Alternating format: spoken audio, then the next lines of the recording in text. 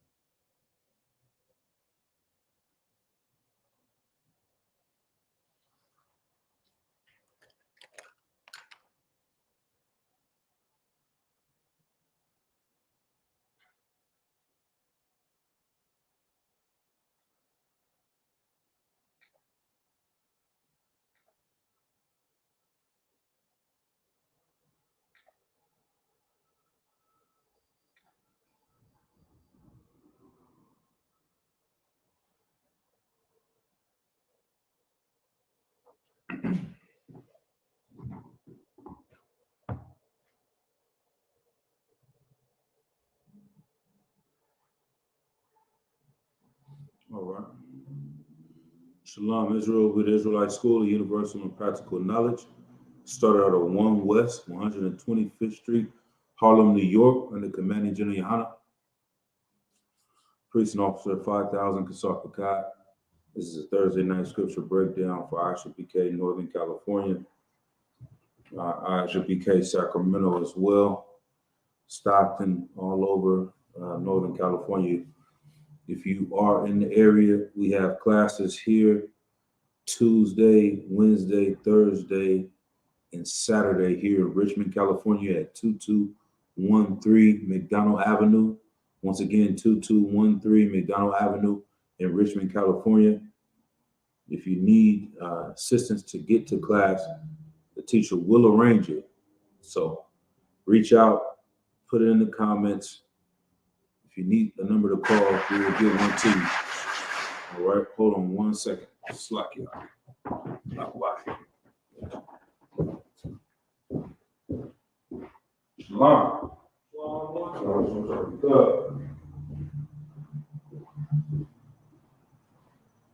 See how that works? I can't see nothing out there.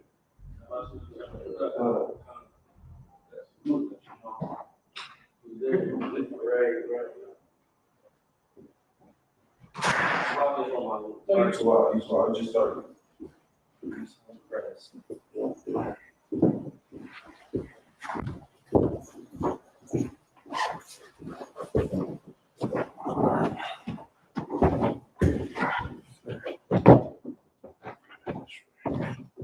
Right. So back. So where was I? Once again, yeah, we're in Richmond, California. If you need assistance getting to class, go ahead and reach out in the comments. You can find us on all social media platforms. ISUPK Northern California, NorCal, on IG, Facebook, YouTube, etc. All right. Let's go ahead and get into tonight's topic. Before that, if you have any questions online, go ahead, type them in the chat at any time. I'll read the comments and get to your question. And if there's any questions in the room, go ahead. Okay. Were you able to, I remember you had a question the other day on Saturday. Were you able to check out the class on Monday with General Muhammad? He spoke a little.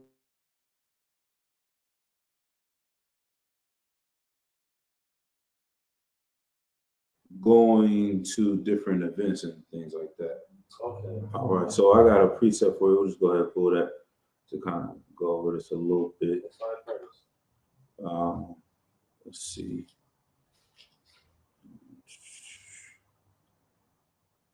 Okay. Got it. Say, matter of fact, let me find it over here.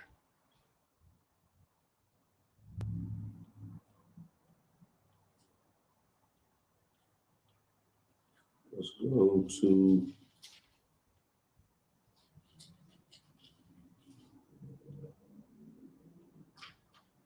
to the book of Acts, chapter 17. Start around 23. I might get there with you. Might go up a little bit. Let's see. 17, 23. Okay. If I can go for context, let's go up to a little bit.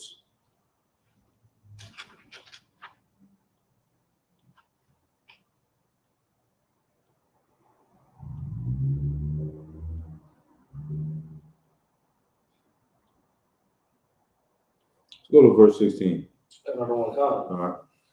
This is the book of Acts, chapter 17, verse 16. Mm-hmm. Now, while Paul waited for them at Athens, his spirit was stirred in him when he saw the city wholly given to idolatry. Right. So this city, Athens, was wholly given into idolatry.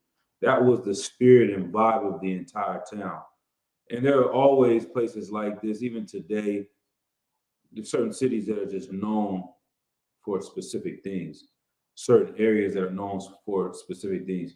One example would be Chicago, Philadelphia. When it comes to Philadelphia, let's see if you've heard the same things.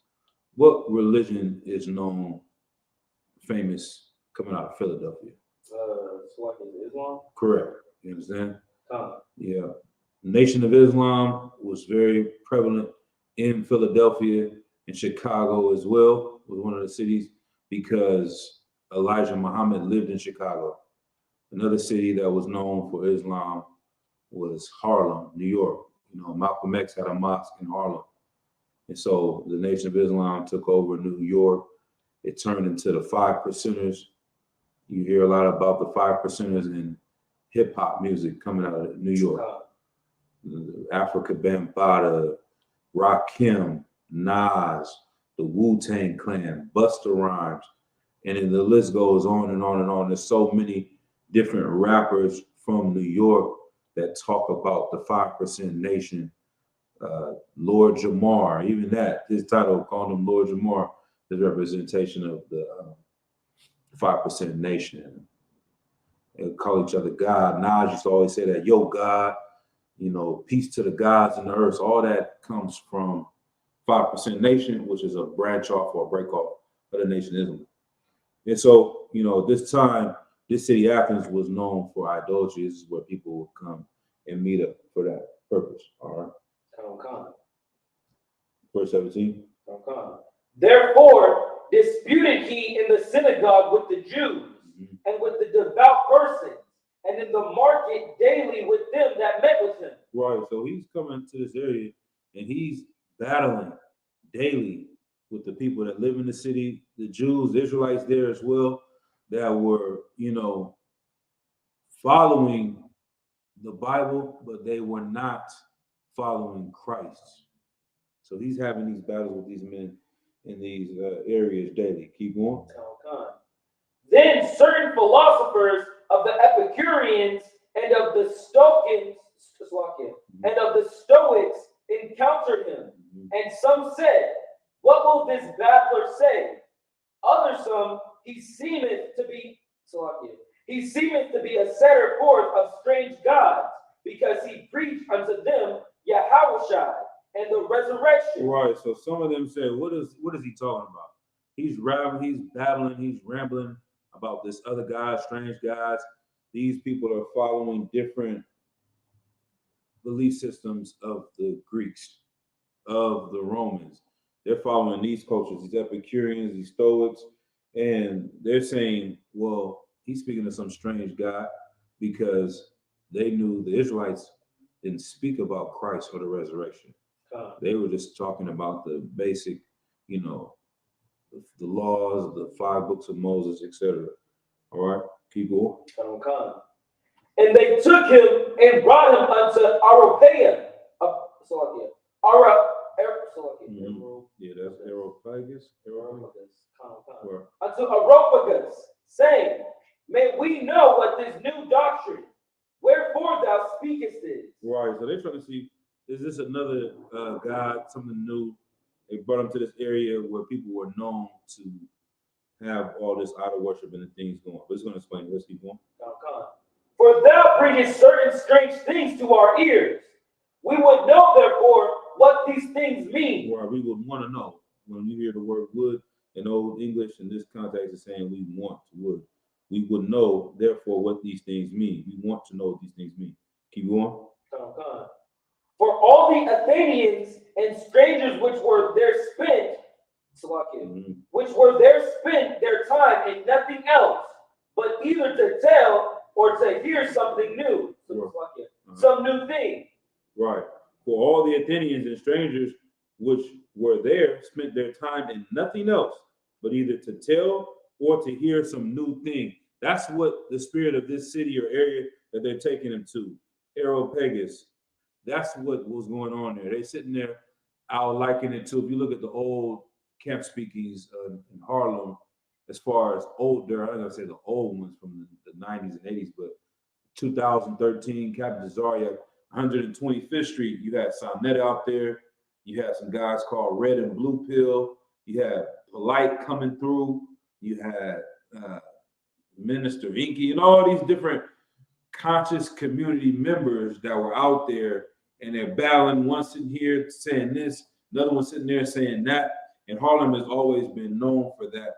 If you see the movie Malcolm X, one of the opening scenes, they had an old saying back in the days, if you were saying, something and trying to argue with somebody, they'd be like, man, go get your own soapbox. Because back in those days, preachers would come out and sit on a soapbox or crate, like a crate today, and sit there and preach. And so that's how Malcolm X was walking through Harlem. You see one man, I think they had Al Sharpton in there sitting on something, preaching the Bible. Then you had somebody else over here saying his version or doing politics. And this person right here, everybody's sitting on their own soapbox and teaching what they want to teach. And that's what was going on here in this area. Everyone there was teaching something that they knew or something that was a new thing to talk about or to hear about. And General Muhammad was saying, like, today the new thing is the Anunnaki. He's like, when I was young, I never heard of Anunnaki. Now that's something to be talked about. Some other new things, the melanated. I never heard of that word till the past 10 years. When I was a kid, no one said anything about melanated nation. They came out with something talking about 666. It's 6 carbons, 6 neutrons, 6 electrons. You heard that before? Okay, see, it's a new word thing. But yeah, some rapper came out saying that 666 doesn't mean the devil or Satan. It means 6 protons, 6 neutrons, and 6 electrons. Some random new thing that somebody high somewhere thought of and came out and said. Some guy tried to battle me on Facebook the other day. It's another thing that I'm sure in the past 10 years at the most has been being taught, that Israel is Isis, Ra, and El. Have you heard that one? Okay. I'm not the only one's been hearing these words out here.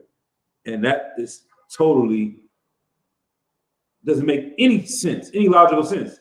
It's not based in any history. It's not based in any logic. And I asked him, I'm like, you're making this statement, but the ancient Israelites did not call themselves Israel. That's an English word.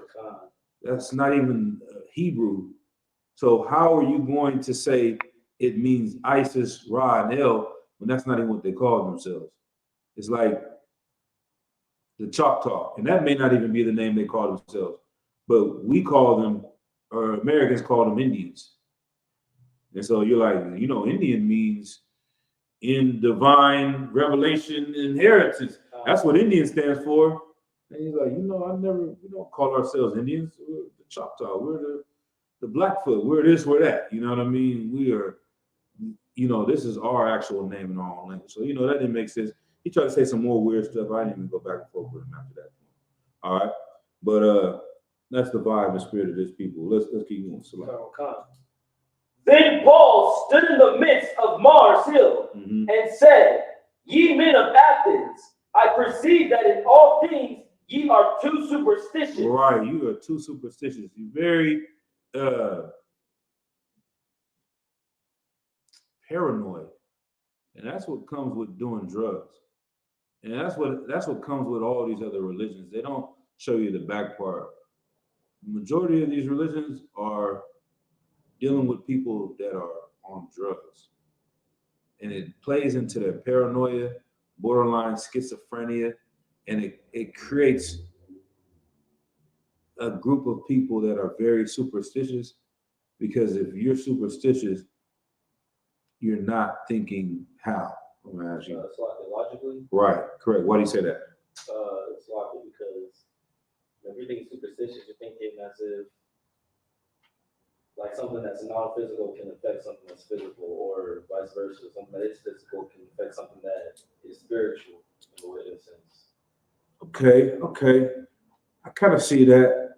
I would say even more. Let's look up Alexa. Sorry, I'm having trouble connecting to the internet. Yeah. It looks like a router issue, so try restarting it. Unplug the router, Alexa, wait stop. 10 seconds, then plug it back in. Alexa, stop. Look at the word superstition. What's the definition of superstition?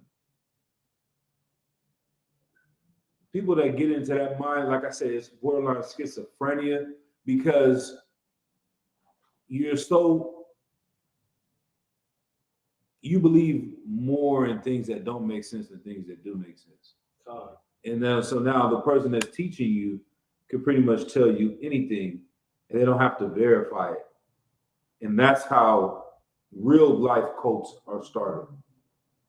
But I'll let you get that definition. We're going to it. I see Shalom Yabashim Ashar Bakathud to Chuba Matam Yad, checking in from San Jose. He said he had a question. Why did Yahweh cast out the demon from that Edomite woman, the one he called a dog? Okay, we're going to get to that one. I know. Yeah. Two definitions. All right. A definition of superstition: excessively credulous belief in and reverence for supernatural beings. Okay. And the second one, a widely held but unjustified belief in supernatural causation, leading to certain consequences of an action or event or a practice based on such belief. Right. So that's it. Unjustified. Like someone believes there is a higher power that created the sun. Even scientists that are atheists, they may not believe that, but they can understand why you believe that. There's a valid argument in science that there could be, what do they call that word? Oh man, this is people that believe in, they try to make it a logical sense for the creation theory. So I forgot what the scientific term for it, but there are people in science that say, you know, it's a possibility that there is an intelligent creator. I think that's the word, intelligent, higher intelligence. I forget the word, right? But basically, there are things that could be phenomena that are coming from the spiritual realm. But when it's just unfounded, when you believe that step on a crack, break your mama's back, and you avoiding every crack down the street because you think that doing that is going to break your mother's back.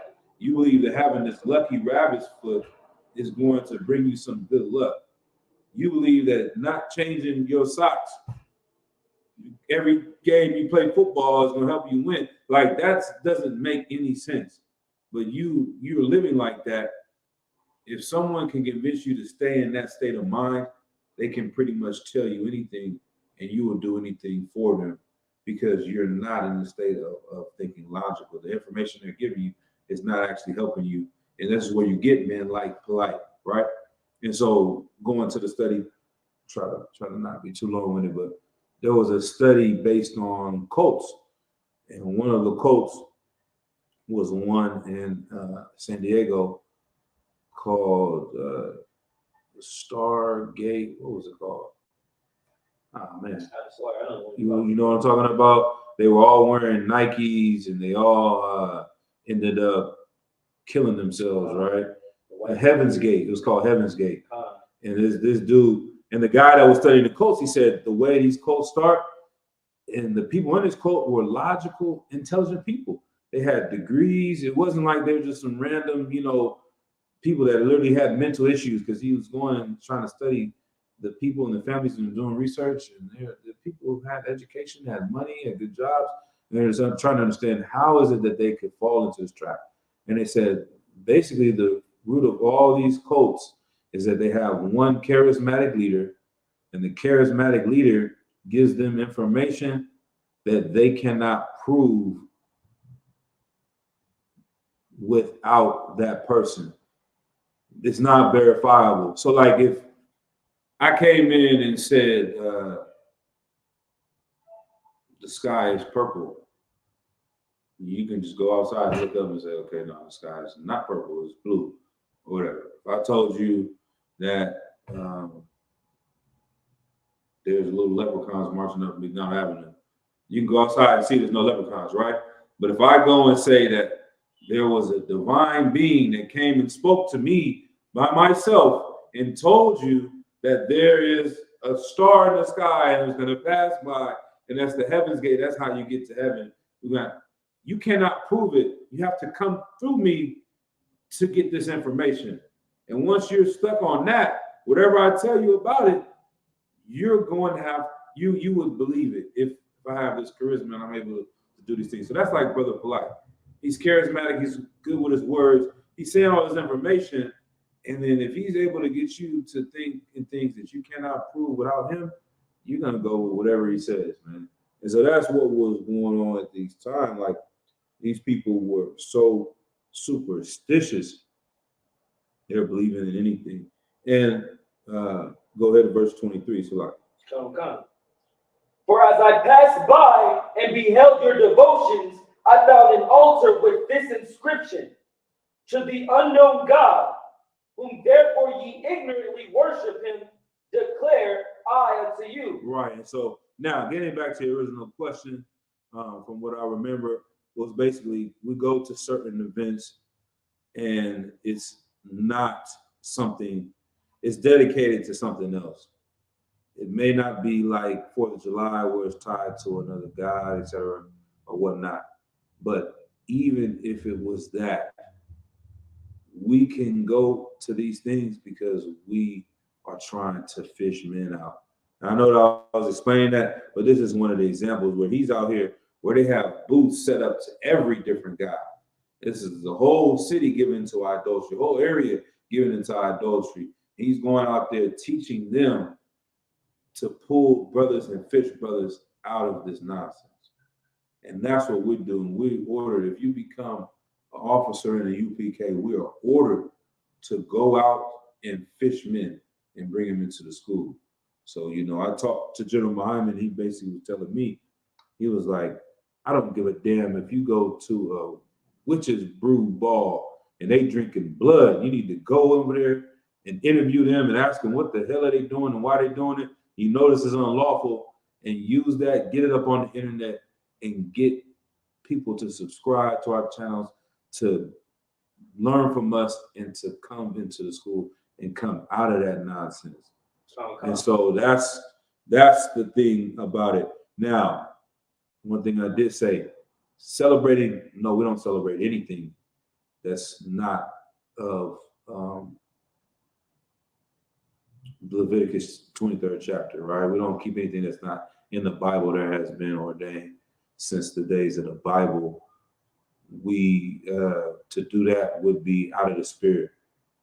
And so we would never just say, okay, we're gonna celebrate this, right, that, or anything like that. So whether it be lawful or unlawful, it's all unlawful to us. I'll just say that.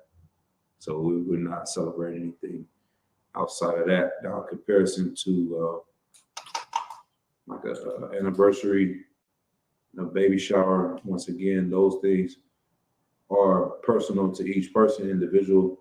It's not something that people as a nation are doing. Our people are out there celebrating these things because they're lost and they need some type of hope to believe in. So it's a good thing that our people are celebrating getting free from oppression. In their mind, the Haitians may celebrate the day they had the revolution, but we know in our minds they're still in slavery. Okay. And so we go there to fish our brothers out, whatever it may be. So we might be, you know, I'll talk to you more after class about that. But hopefully that gives you a little more. Let's keep going. Read verse 23 one more time. We'll read a little more. For as I passed by and beheld your devotions, I found an altar with this inscription: to the unknown God, whom therefore ye ignorantly worship, him declare I unto you. Right. So these people were so superstitious. They had a God for everything. They knew about this God, knew about that God. If the East Indians came through and they told them about some gods, they put up an altar for him. The Egyptians came up, they put up an altar for them. Whatever nation came up and taught about all these guys, they were so worried that they put up an altar to the unknown God just in case they missed a God that they didn't know. They had one up there, like a mystery. You know, you get a pack of Starburst, they got that mystery flavor in it, you know, Skittles, whatever. That was the mystery guy. Like, all right, this is the one we don't know, but we got him too, just in case. We covered all the bases. But he's saying the unknown God, the true unknown God, is the one that I'm teaching about. Keep going. Okay. God that made the world and all things therein, seeing that he is Lord of heaven and earth, dwelleth not in temples made with hands. Right. So your gods dwell in these temples, they dwell in these idols, they dwell in these statues, they dwell in this rabbit's foot, whatever thing you believe is where your power is coming from. That's not the Most High God, because you're worshiping the creator, the creation more than the creator. You're seeing value in things made by the hands of man, this candle, this statue, this shirt, this picture, this image, etc. Right? Okay. Let's see. And that's it on that. We won't go further into it. But if that gives a little clarity, so just to bring a little bit more home, we can go to any event. I don't care what they're doing there. Our job is to come and fish men out of those things. And that's what Paul was dealing with here, in essence. Okay. All right. Let's see, the brother had a question. Let's get, is it Matthew? Is that 15 and 4? 15. Which one is that?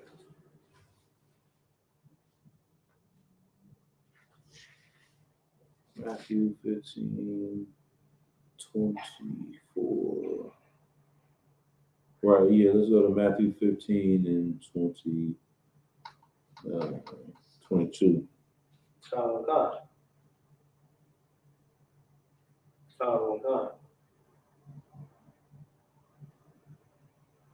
Matter of fact, nope, it's not the one I want. Let's go to, I think it might be in Luke.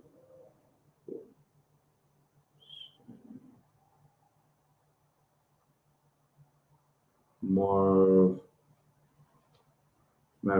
7 and 20. So 25 somewhere there in Mark 7. And that's what you want to do. Each different of these four gospels, Matthew, Mark, Luke, and John, they're given different angles and different perceptions of the same story. And that's what you want to do when answering questions. You want to go and find the one that breaks it down the simplest to the point that you're trying to make. So that's what you want to do. You want to see in different times, each one may have a different purpose and may be better to answer that specific scenario situation. So I believe this is the one. Let's see.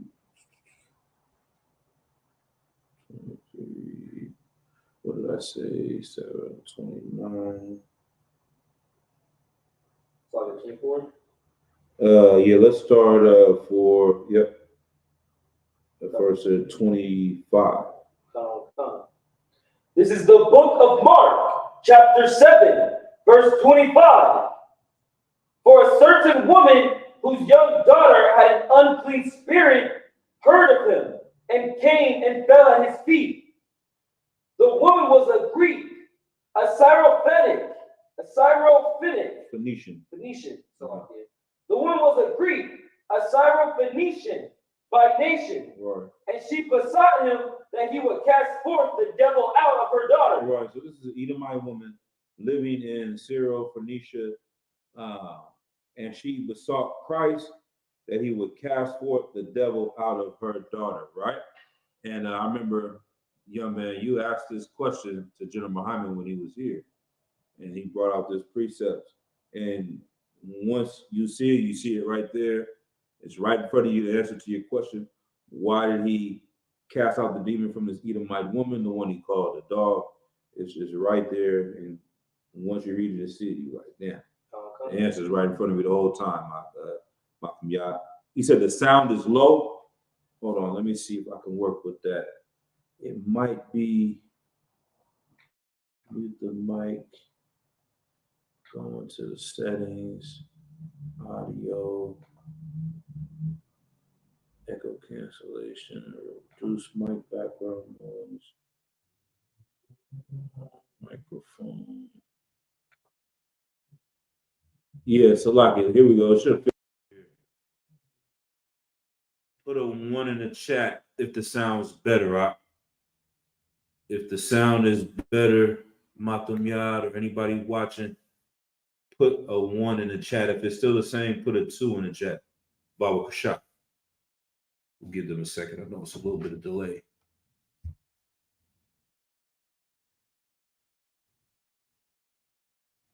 Make sure this is turned up.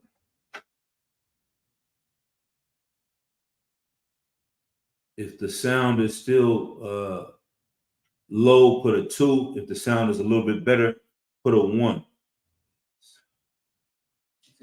Seems to wobble over there, huh? Yeah, I changed the microphone, so we'll go for it. But yeah, hopefully if that brother sees it, he'll go in there to the chat. But let's keep going for time's sake. So let's go ahead and get this answer to this question. Go to verse 27. But Yahushua said unto her, let the children first be filled, for it is not meet to take the children's bread and to cast it into the dogs. Right, so Christ, he told her, let the children first be fed, for it is not meat, meaning it's not good. It's not a good thing to take the children's bread and to cast it unto the dogs. A very clear-cut, straightforward analogy. If you had some children of your own, you wouldn't take the food and give it to your pet or your dog out of their mouth and feed them first. You would feed your child first, your children, because that's who came from you. This dog is a bonus. He's added to the house to help maybe for protection, help for some type of companionship, to play with the kids, but he's not the priority as a father, as a parent. And Christ is telling her she's a heathen, she's a Greek, she's from another nation. His priority is not to go around healing heathens' daughters. That's not what his job is to do. His job is to feed the children first, who are the children of Israel. All right, verse 28. And she answered and said unto him, Yes, Lord. She said, what? Yes, Lord. One more time. Yes, Lord. She answered him and said, Yes, Adawan. Yes, Lord. Everything you're saying is true. What you're saying is absolutely 100% correct. When we go out on the streets and we tell these heathens that they are not the Lord's chosen people, that they're going to go into slavery one day, that they should bow down on their knees and kiss the boots of the prophets, the majority of those people out there say what? I'm not gonna do that. They say they're not going to do that. What do they say about us? They say one, but I'll say the one that comes is, When they hear us say those things, what do they say? we're not those people. We're not Jews. Right. They say we're lying. They say that we're racist. They say that we're teaching hate. We're teaching division. You know, they come and they go against us. They try to teach the Bible against us. They try to separate our people from us. If someone's out there listening to us, they go and tell them that these guys are wrong, and these guys are the black KKK. You shouldn't listen to them, etc., etc. The majority of the oppressors, when they hear the things that we teach and we say that we're only here to help blacks, Hispanics, and Native American Indians, they go up against us. But there are few and far between that says, you know what? You're right. I do apologize for my ancestors and what they did to your ancestors in slavery. I will bow down on my knees. I will kiss the boots in a form of apology towards blacks and Latinos and Native American Indians. And for those few people, we'll shake their hand. We'll give them a dap. If they wanted to get, we had an extra burger and water at camp, we'll give them a water, man. You thirsty after you done kiss 12 boots out here? Go ahead, you can have a water. That's what Christ was doing when he was dealing with this woman. So read verse 29 one more time. No, read verse 28. And she answered and said unto him, Yes, Lord. Everything you're saying is absolutely true. Keep going. Yet the dogs under the table eat of the children's crumbs. So she's putting herself into this second class position. She's admitting she's a dog. She's admitting that she is not the priority. She knows who Christ is here for and who he uses his power to help heal, right? But even the dogs under the table, even the ones that are not the priority, sometimes they can benefit from the ones who are first, right? Keep going. And he said unto her, For this saying. For what? For this saying. Nah, because he loves all Edomites and oppressors. For this saying. No, because Christ came to open up salvation to all the Gentile nations. For this saying. The reason why he helped this oppressor is for what? For this saying. For her agreeing and saying, Yes, Lord. Yes, I don't want. Yes, I am a dog. For this saying, keep going. Go thy way. The devil is gone out of thy daughter. Right. So for her admitting who she was and accepting and submitting to Christ in this manner is the reason why he healed her daughter.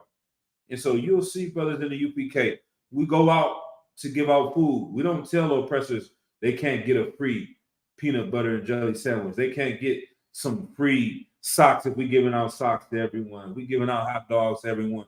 We'll give them a hot dog. They can get the crumbs. But you know what they can't get? They can't come to Passover. They can't come to one of our barbecues. They can't come and stay at someone's house. They can kiss our boots and we can give them a bottle of water. We can give them a blessing, but they're not getting salvation. And that's the difference. So Christ did that because of her humbleness and her willing to accept her role you know, and that would behoove you Israelites, it's like you Edomites today, to admit your position and bow down, and maybe you will see some mercy from Christ in that day. All right. So that's pretty much the answer to that. All right. Most High Christ. Most High Christ. All right, let's go into tonight's topic. John chapter 7, verse 35. This is another interesting thing today. Yesterday, was that yesterday? No, maybe it was 2 days ago on Tuesday. Was in a job training program over Zoom with New Slavery. And on the lunch break, they gave us about 35 minutes, 40 minutes. I tapped on this thing called Fanbase now. It's just like Clubhouse. Started by a black brother, and everybody left Clubhouse. We all go on the Fanbase and trying to build up this platform, because the people that were running Clubhouse were some heathens. They were Amalek, or the so-called Jewish people, Jewish man running it, and they were trying to stop a lot of the things that we were doing on Clubhouse, going against Israelites, us, other fake Israelites, any other black people that were trying to stick up for black people, etc. So, long story short, I hopped on there, some people on there, and this is why I chose this topic tonight. They were basically, I guess they were Christian. They were brothers, though. They were Israelites. They were Christian, and they were basically teaching in a room full of other Christians, I'm guessing, and they were just talking down about what Israelites teach in general. And, you know, specifically, we know in the UPK they're talking about us, because we're the root of everything else these fake Israelites take and have watered down. Oh. And so one of the things the guy was saying was that the Gentiles Israelites were never called Gentiles in the Bible by nation. So there's no Israelite in the Bible called another nation like an Edomites. There was no Israelite in the Bible called a Moabite. There was no Israelite in the Bible called a Hamite, just because they lived in these nations. And he said, according to the table of nations, meaning Genesis in the 10th chapter, right? So Genesis, the 10th chapter, breaks down all the nations, I think branched off from Noah, all right? And so anyway, just really that quickly, I'm listening to what he's saying. At first he was saying these things, and then I got on, I asked him, I'm like, okay, so what exactly are you saying here, right? And he explained it to me. And so just that quick, I'm like, okay, let me go to Genesis, the 10th chapter. So let's go to that first. Okay. All right. We'll go to Genesis chapter 10. We'll go through some of these nations. And it's interesting too, is like we know the foundation of what we teach, and it's just good to trust in it.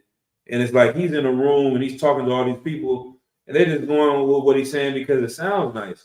The same thing, he sounds good with his words. He's quoting precepts. He's saying this off the top of his head. But once you start asking questions and getting to the root of what they're saying, they get cut so easily. So let's go in here, right? So I just glanced at it in 2 seconds while he's talking. I'm sitting there waiting. I'll go over here. Let me see if I can verify what he's saying. So we got. Go ahead. From verse 1? Yeah. It's the book of Genesis, chapter 10, verse 1. Now these are the generations of the sons of Noah, Shem, Ham, and Japheth. Right. And unto them were souls born unto the flood, born after the flood. The sons of Japheth, Gomer, and Magog, and Madai, and Javan, and Tabal, and Meshech, and Taras. And the sons of Gomer, Ashkenaz, and Riphath, and Togarmah. Right. And so boom, he says these nations or whatever. And I'm just glancing at this real quickly, looking to see, I'm like, okay, have I seen any of these names? Have I seen any Israelites be called by these names of these nations? couldn't think of any off top. So I glanced a little bit more. Go down to verse 22. You can start at verse 21. Verse 21. Mm-hmm. Unto Shem also, the father of all the children of Eber, the brother of Japheth, the elder, even to him were children born. The children of Shem, Elam, and Asher, and Aphlah, and Arphaxad, and Lud, and Aram. Okay, there it is right there. There goes the cut. Right there. So boom, I asked him, set him up, put him in a box. If you don't know, that's 1 West. That's Commander General Hyman. Put people in a box. You get them, ask them a certain question. We learned this all from Christ. That's what Christ, he was the best at battling and cutting people. He would often get asked questions, but before he would often return with a question before he answered it. And then once you get them to say this statement that you know is not true, you get it for the record, get them on that, you got them locked in a box. Now you come and trap them in that box and see them try to fight their way out of it. So I said, okay, you're saying none of these nations, right? 18 nations, this is where you get this from. All right. Okay. Go to Acts chapter 2 and verse 5. Come.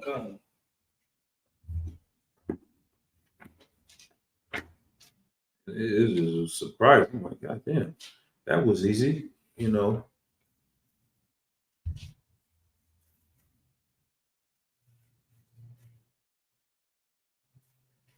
The book of Slacky. This is the book of Acts, chapter 2, verse 5. And there were dwelling at Jerusalem Jews, devout men out of every nation under heaven. Who was staying in Jerusalem? Jews, devout men out of every nation under heaven. Right. There were dwelling in Jerusalem devout men. That means they followed the Bible. They were devoted to the Bible. They were devout men. Every nation. Keep going. Now, when this was considered noise abroad, the multitude came together and were confounded, because that every man heard them speak in his own language. Right. So this is talking about the day of Pentecost, and when the Holy Spirit came upon these brothers, and they were able to speak in this language, and the other people from all these different nations were able to understand. These Israelites that had lived in these other lands but didn't speak Hebrew, they were able to understand in their own tongue. Or they may have spoke Hebrew, but they also spoke the language of the Egyptians. They also spoke in the language of this other nation. They spoke Italian. They may spoke Spanish. They're able to hear it in Spanish. All right, they're able to hear what they're teaching in Italian. Keep going. And they were all amazed and marveled, saying one to another, Behold, are not all these which speak Galileans? Right. Are they from Galilee, where Christ was from, right? How are they speaking? How are we able to hear these languages when we know they're not from that area? Keep going. And how hear we every man in our own tongue, wherein we were born? Right. Go ahead. Parthians and Medes and Elamites. And who? And Elamites. Elamites, as we would say, you know, Elamites. So once again, he said that the nations on that 10 list or 18 nations, whatever he said, I don't know how from Genesis chapter 10, we were never referred to as one of those nations of people. Well, one of those nations that he said was Elam. And here we have Jews, devout men out of every nation being called Elamites, being referred to as, and the Elamites of today would be East Indians. They're calling them East Indians, but they're not East Indians. They're Jews, devout men of every nation. And you know what that dude said after that? Not a damn thing. He was cut. He was silent. And his other friend had to chime in and try to redirect the topic. Oh, no. What he's doing, he's changing the topic. When I'm literally answering everything that they were saying, answering that and showing him that he's wrong, he tried to redirect it and said that I was redirecting it. And so he went into this topic. Well, all right. And okay, I'll tell you one thing. He did try to come back after he said, let's keep going a little bit. Okay. And in Judea and in Cappadocia and in Pontus and in Asia, Phrygia and in Pamphylia and Libya, outside Cyrene, and strangers of Rome, Jews and proselytes. And proselytes, right? And so that's when he said, well, what about it saying proselytes? And do you know what a proselyte is? Okay, let's look it up. We can look it up. A proselyte. And so this is his only angle he tried to, after a few seconds of being stuck and cut, he tried to add this one in. But he couldn't quite get out of that box because it says Jews out of every nation. All right, so go ahead. What's the definition? Definition of proselyte or proselyte: a person who has converted from one opinion, religion, or party to another. Right.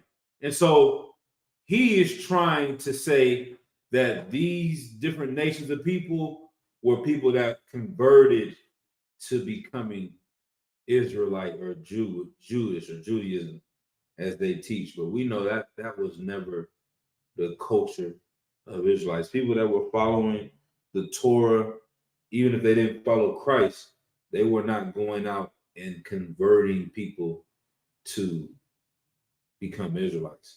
Not the devout men, not the ones that were reading the Torah. Now, there may have been some coon cats or people that were working with the Romans and all this type of stuff, or, you know, extra sellouts that may have wanted to do something like that. But not these brothers. These brothers were sincere in wanting to follow the Torah, wanting to follow the laws of God. They just didn't know about Yahushua. They hadn't got to that point. So these proselytes are actually Israelites.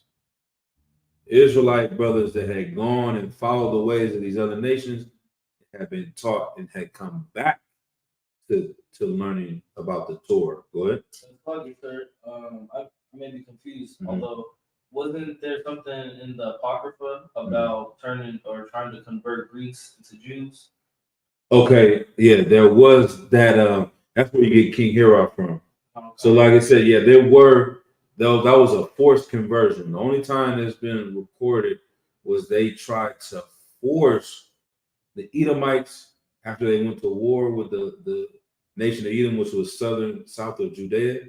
So after the time of Antiochus, under the leader of Hyrcanus, I know I was talking about that before, John Hyrcanus, he was one of the brothers of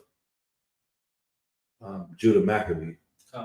And so after he got the reins and was in charge, he went and led an expedition where they went and conquered the Edomites, and they forced them to follow our laws.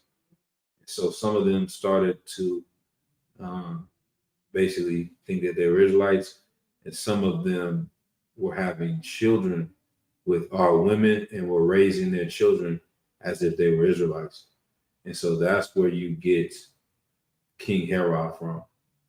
His mother was an Israelite woman, his father was an Edomite, and they put him in charge over our nation as a figurehead for the Romans. The Romans wanted this bloodline to be in charge because we had, in order to go against the Greeks, we went into a deal with the Romans. Do you remember hearing about that part? And so that was our downfall, is making this deal or treaty or pact, or whatever you want to call it, alliance, maybe is a better word, alliance with the Romans.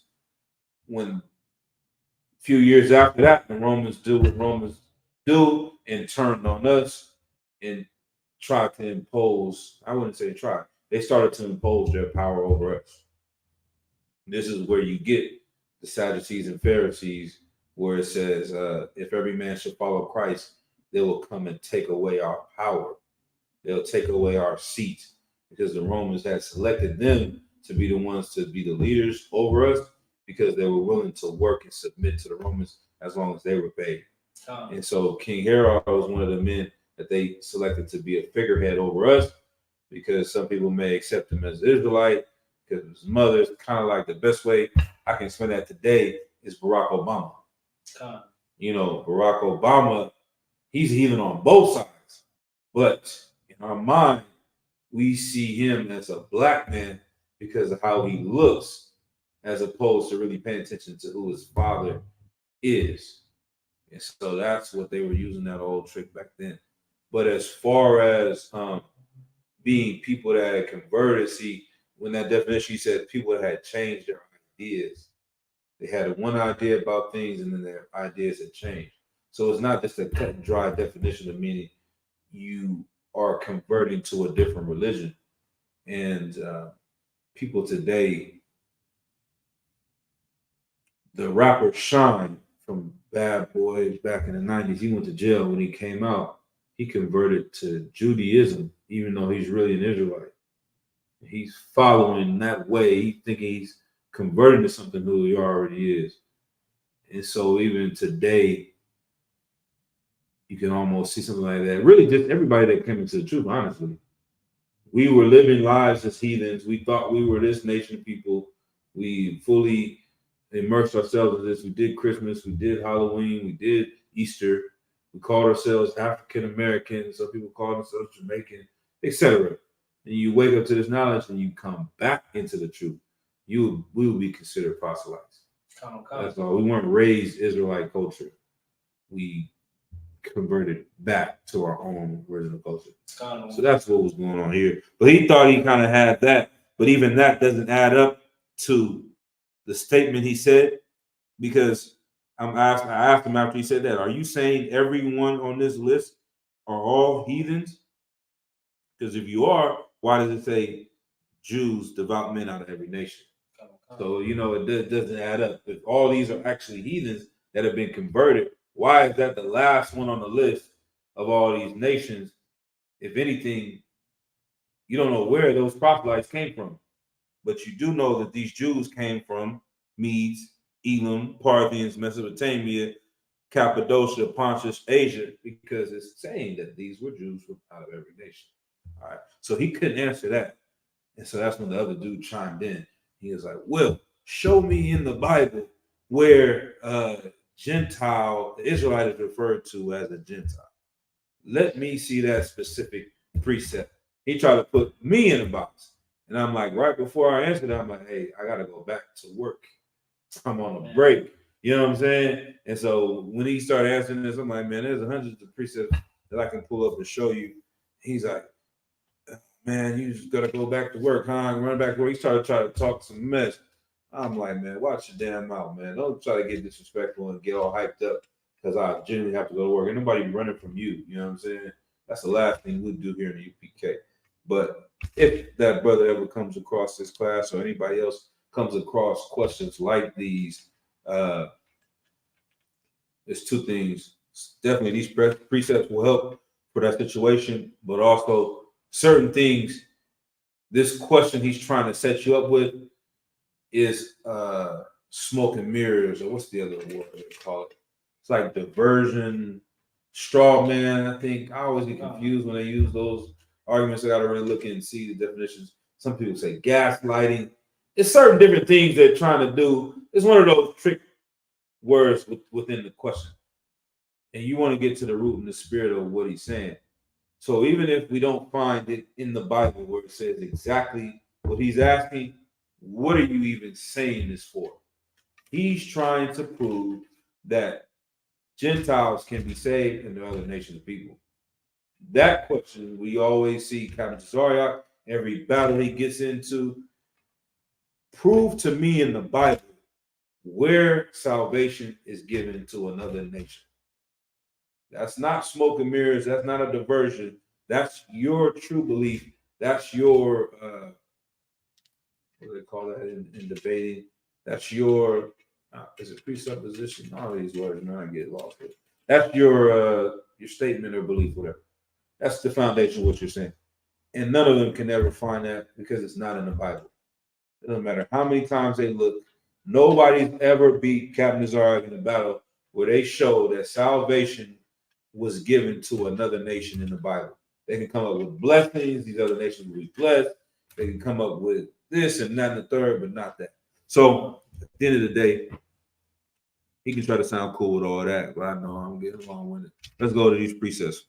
Let's go to John chapter 7, verse 35.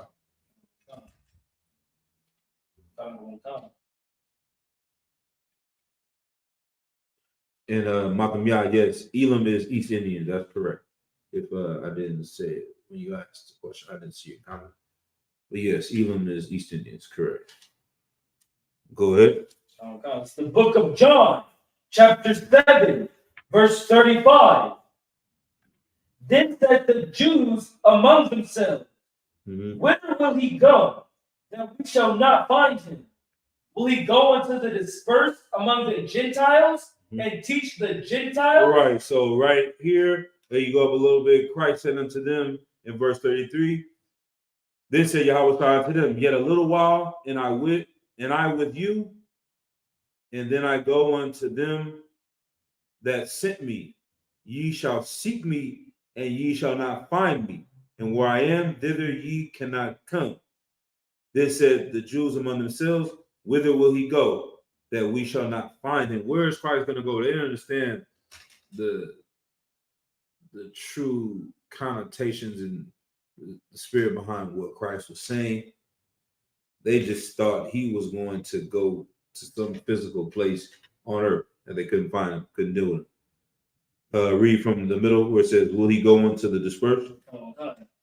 Whither will he go, that we shall not find him? Will he go unto the dispersed among the Gentiles? Right, so they know that there are Israelites dispersed, spread about among the Gentiles, among these other nations. Keep going. And teach the Gentiles? Right, so this one, he's not talking about other nations, because they said he's going to go to the dispersed. And is he going to teach the Gentiles? Meaning, one instance is saying the nations, the other one is saying that our people were considered a part of these nations. We looked at them like a part of these nations and started to separate ourselves from them. We're not going over there. We're not dealing with them because they're the dispersed. They moved or got kicked out of Israel, and we don't deal with them anymore.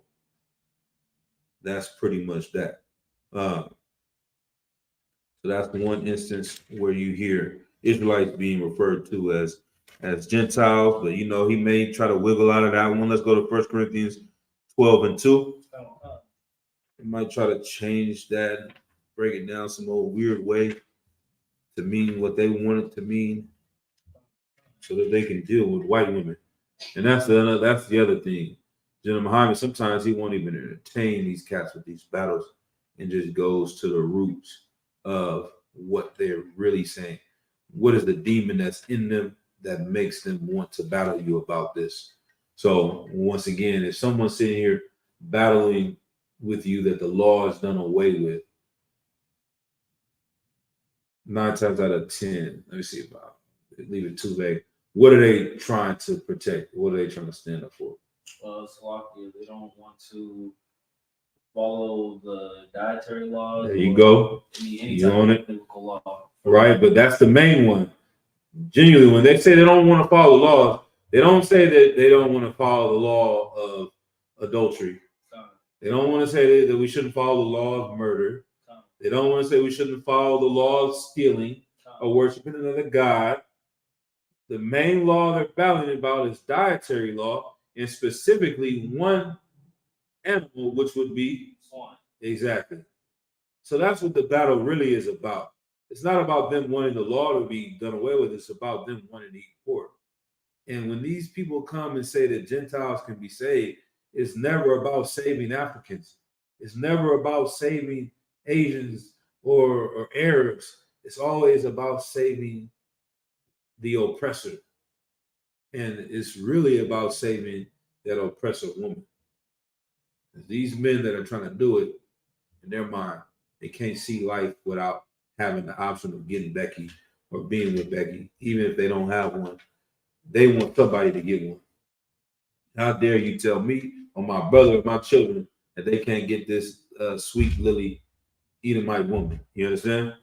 And that's really the root of it. Sometimes you can skip to that and see the spirit, see the hypocrisy on this person and just cut them with that and not even have to go to any damn precepts. Remember at camp one time, Officer 5000 Yawastat was there. Some Edomite was coming out in front of the camp trying to talk crazy to us and say something about this, say something about that. And Yawastat just read his spirit. He was like, man, you a goddamn child molester. You understand me? And you out here, you even laugh like the devil and all this and that. And you just seen as soon as he said it, because he was trying to go back and forth and yell or whatever he was saying, he was going back and forth. As soon as he said, you a goddamn child molester, he looked like that Homer Simpson meme where you see him walk into that bush and fall back into that bush. That's how he did into the crowd.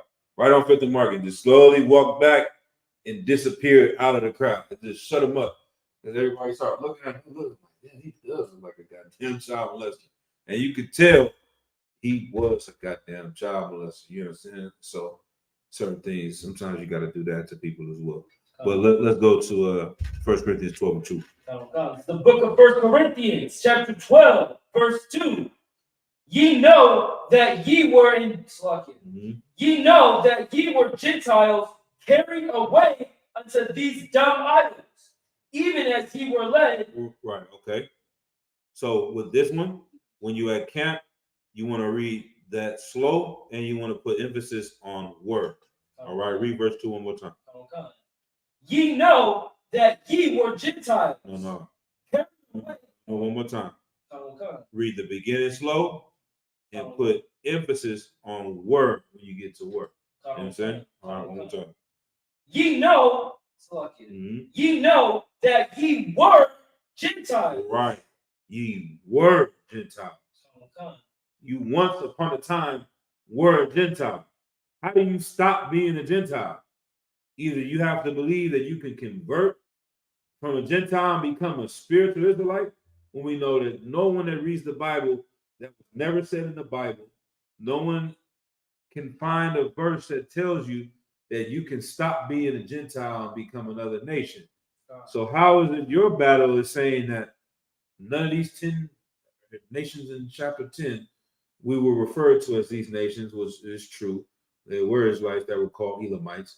And then on top of that, where you're trying to say that Gentiles can be saved, why would they stop being Gentiles and become Israelites if the Gentiles can be saved?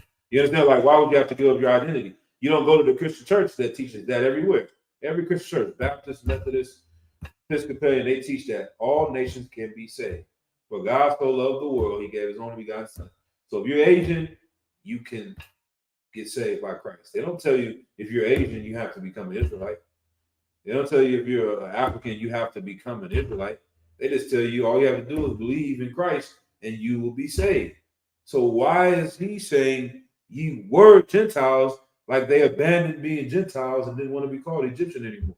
Didn't want to be called Elamite anymore. Why did they say that? He's saying ye were Gentiles. Keep going. Ye know that ye were Gentiles. Right, that's how you do it, huh? Carried away into these dumb idols, even as ye were led. Right, carried away unto these dumb idols. How are you carried away to these dumb idols if you never had the law, statutes, and commandments?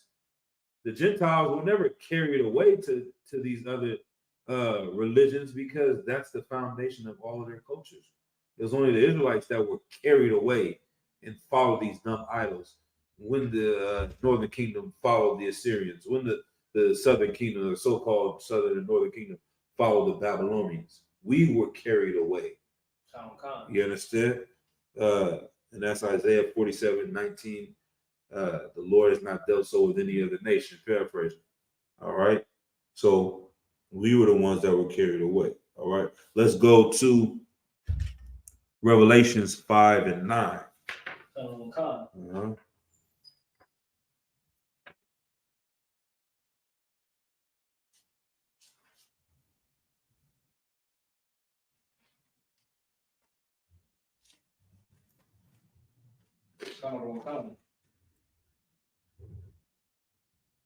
Go ahead when you got it. Oh, yeah, you got to put your nose down. Go ahead. No sweat. Always time for that. I'd rather you have it in your notes than not to have it. All right. This is the book of Revelation, chapter 5, verse 9. And they sung a new song, saying, "Thou art worthy to take the book and to open the seals thereof. For thou wast slain and hast redeemed us to God by the blood out of every kindred and tongue and people and nation." Right. So all these prophecies have been spoken about from Isaiah, from Ezra to Jeremiah, Nehemiah, and the list goes on and on and on. That there's going to be somebody that's going to redeem the children of Israel. And this is saying that Christ is the one that's able to open the seals and redeem us to God by thy blood out of every kindred and tongue and people and nation. The children of Israel will be called from all these different places, all these different languages, all these different nations. That's where we would come from in the end. Read verse 10. Verse 10.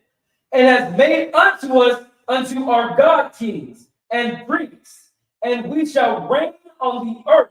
Right. And so this is another precept as well for saying that heaven will be on earth.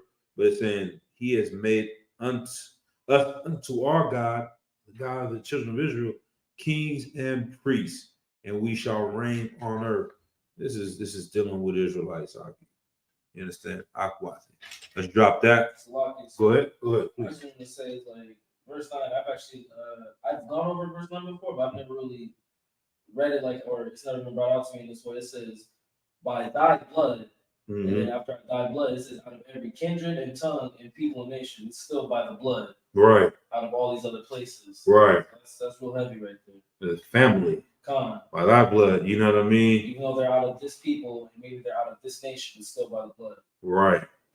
And that's deep and that's heavy. That's like I said, it'd be right there. And that's why, doesn't matter how many times, you always come across something new, man, reading these scriptures and precepts. And whether you hear it 1,000 times or 10 times or one time, I feel like, every different time I learn something new. Focusing on these things, man. And it might be one word, or it might be a comma or a colon or whatever. Like even that dash means something.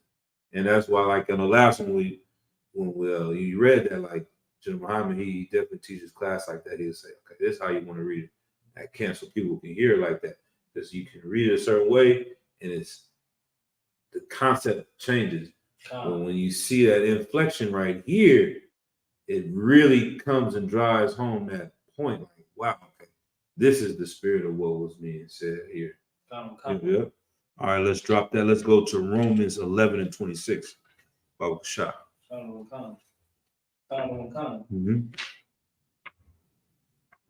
just one will be suffice, huh? That brother, super soldier right there. Just one kind will be suffice, huh? Well, Most High Christ here. Most High Christ, you ready for Hebrew Academy out there? Oh, Hebrew Academy. It's gonna be a whole lot of that going on. It's definitely. I was at McDonald's, lock here.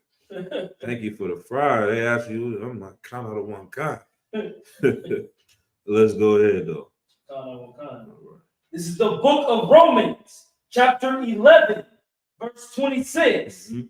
And so all Israel shall be saved, as it is written, there shall come out of Zion the deliverer, and shall turn away ungodliness from Jacob. Right. Matter of fact, let's go to verse 25. A little more context. Verse 25. For I will not, brethren, that ye should be ignorant of this mystery, lest ye should be wise in your own conceits, that blindness in part is happening to Israel until the fullness of the Gentiles be come in. Until the fullness of the Gentiles be come in. These Israelites have been blinded. The ones that live in the land, live in Jerusalem and Judea, and they haven't been able to really understand the truth, because if the so-called Southern Kingdom had just followed the laws and obeyed the laws, then technically there would be no reason for the northern kingdom to be allowed to come back in the fold. And I can't find that precept right now, but it's something to the effect that the so-called northern kingdom had went against what the Lord put down, and Judah followed after that and doing the exact same things. It was actually worse than what they had done, because we were the ones that originally supposed to have held on and kept the way. And then knowing the way, you have the temple in Judea. You have all the priests with you, and you still went and began to live like these heathens and follow the way of the heathens. That's even worse, man. You saw what happened to them. Like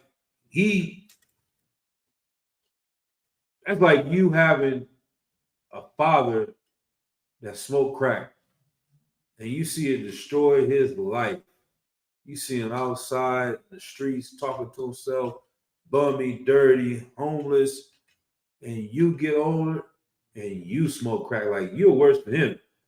He saw a good father, had a perfect example, and got caught up in the streets and somehow ended up getting high on crack. You had the perfect example of why not to do crack, yet somehow you end up doing it. So it's just almost even worse in that instance. And that's kind of like the Southern Kingdom doing that. It's seeing what happened to the Northern Kingdom for disobeying the Lord, and it's still going out and doing it. And you had all the means and resources to do something better. But if we wouldn't have done that, because the law says you're supposed to kick out people that don't come to Passover, that worship other gods, you're supposed to cut them off. But the way they were able to come back is because if not saying we, but the so-called Southern Kingdom should have been cut off too, basically. So there would be no more Israel at all. You basically don't have to cut off the whole goddamn nation. It's not going to be a nation. You have to raise up another nation of people, because his chosen people all have gone off. But guess what? Since they are able to come back, you guys are able to come back too. So read that verse one more time. Read from the top, verse 25. Mm-hmm. For I would not, brethren, that ye should be ignorant of this mystery. Right. This is very mysterious. How can one tribe or these tribes get cut off and then get welcomed back in? Keep going.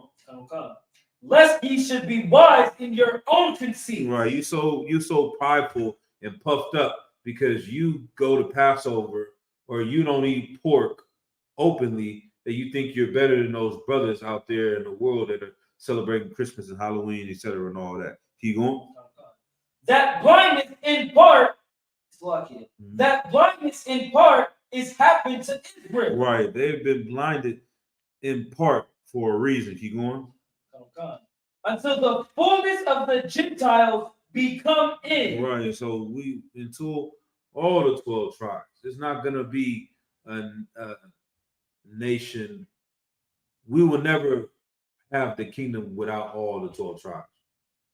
That's not the kingdom of heaven if there are not men that are pulled out of all these 12 tribes to get to that 144.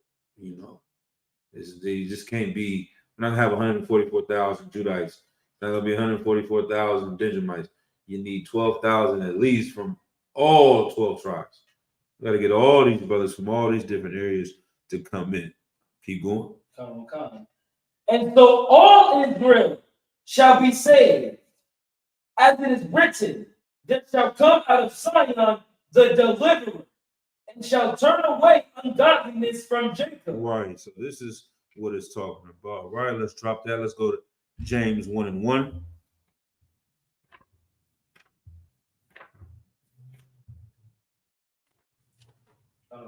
Mm-hmm.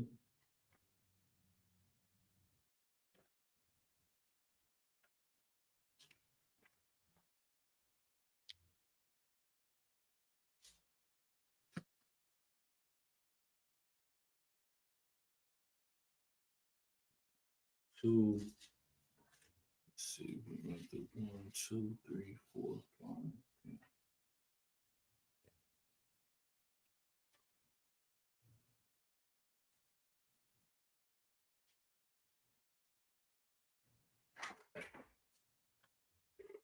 Everyone come. This is the book of James, chapter 1, verse 1. James, a servant of God and of the Lord Yahweh Shai Mashiach, to the 12 tribes which are scattered abroad. Greeting. Right.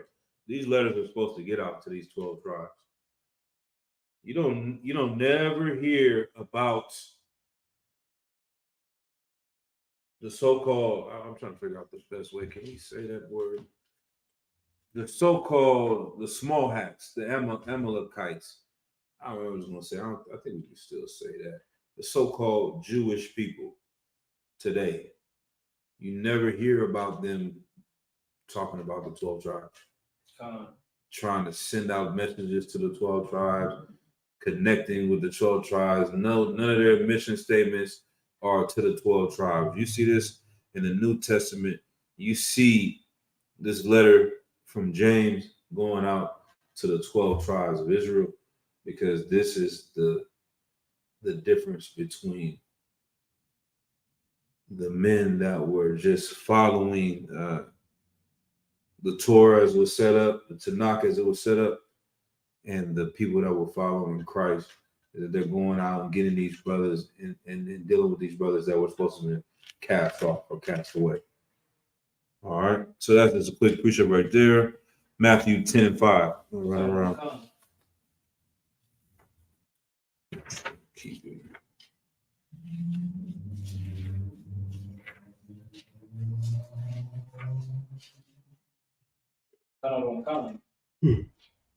Most High Christ, Malcolm Yah. Beautiful, practical knowledge, the brother said. Yeah. Right. Who is this person? Anton 1. Thanks and praise to the Supreme Being. Okay. I don't know if he's still on here. I don't know what that means. Is he talking about 5% nation, or is he talking about the Most High God? Go ahead. This is the book of Matthew, chapter 10, verse 5. These 12 Yahushua sent forth and commanded them, saying, go not into the way of the Gentiles, and into any city of the Samaritans enter ye not, but go rather to the lost sheep of the house of Israel. Right, so he's sending his men out. He's sending them to these other places. But he's saying, don't go into the way of the Gentiles. Don't be dealing with these heathens. Don't go into the area of the Samaritans, but go rather to the lost sheep of the house of Israel. And this is the same mission statement that was left to James, left to Paul, left to all these brothers, to go into these different nations that we were dispersed and scattered to, and pull out our brothers and sisters that were living there and that were lost. They were definitely lost because they were not following the true way. Whether you believe you was Israelite and trying to keep the law, or you were completely against the law and the Bible at the time. So I was reading a book. It talks about when Israelites were amongst the Greek Empire, I believe. I forget what the name of the book is at home. But it is just talking about how we were living amongst these nations, and it explains how you really get to see there's nothing new under the sun. And there were different factions of Israelites at this time period. So you may have some that are saying, yeah, we keep the law and we keep these things, but it's really not of God. It's just our culture. So if you want to be a Greek and you don't want to eat pork, you want to eat pork, it doesn't really matter. It's just some old school traditions that we have.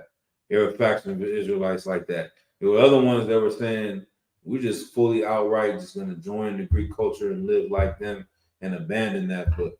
And there were other ones that were saying, okay, we should follow the laws, but we should bring in the other nations as well. So there were different factions like that. When you go back to, I know we're talking about how they converted or forced converted those Edomites. There were factions, there were small groups that were trying to do things like that as well back then, though. So that definitely was a thing, but they were not the ones that you're spoken about. All right, but let's drop that. Let's go to Acts 21 and 18. Let's go back to Acts. Acts 21 and 18.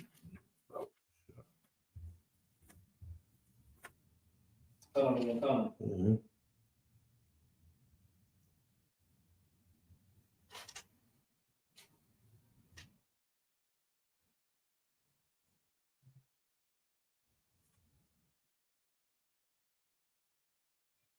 So you want me to go ahead? Oh yeah, go ahead. Yeah. Once you get your notes down, I'll just wait for your notes. But other than that, once you got it written down, you go ahead and read. Yeah. This is the book of Acts, chapter 21, verse 18. And the day following, Paul went in with us unto James, and all the elders were present. Mm-hmm. And when he had saluted them, he declared particularly what things God had done among the Gentiles by his ministry. Right. So Paul come in, he's talking to James. We just read what James was saying to the 12 tribes. And Paul is telling him, at this point in time, the things that he is learning, how he's dealing with these brothers that were in the world, that were lost. Keep going. Verse 20. And when they heard it, they glorified the Lord and said unto him, Thou seest, brother, how many thousands of Jews there are which believe, and they are all zealous of the law. Mm-hmm. And they are informed of thee, that thou teachest all the Jews which are among the Gentiles to forsake Moses. Right. So this is a thing that he was hearing, that these people that are zealous of the law are saying that Paul is going out and teaching the Jews among the Gentiles to not follow the law of Moses, because he's saying things like you have to be circumcised in the heart and not in the flesh. If you were uncircumcised, you were born, and you weren't circumcised on the 8th day, you were supposed to be cast out. So some of these men may have never been circumcised or weren't circumcised on the 8th day. These men were unclean to the men that were zealous for the law. They were heathens. They were Gentiles. They were not to be dealt with. And so when Paul is going around and teaching that they can be brothers again, we can go and deal with them. No man is unclean, like Peter's vision. That they were saying that he's teaching to break the law of Moses. If Paul is teaching that Christ is the ultimate sacrifice, then to them they're hearing, okay, you don't want our people to do these sacrifices anymore. You're going against the law of Moses. But they're not understanding that. If they're saying that, okay, these men that are not of the tribe of Levi are consider themselves priests and they're out here teaching the Bible, they're going against the law of Moses. All right, but go ahead. That's all you, sir. Is that so? Like if a person or if an Israelite is someone that eats pork and they rededicate themselves by not eating pork and following the laws of the Old Testament, Mm-hmm. in the same way, it's like once they find out that they are supposed to be circumcised, are they supposed to become circumcised? Or okay, no, because the circumcision. Let's go to that precept. The law is supposed to be circumcised on the 8th day, for one. All right. And then that law is to represent you keeping the law. So let me see if I can find that precept real quick.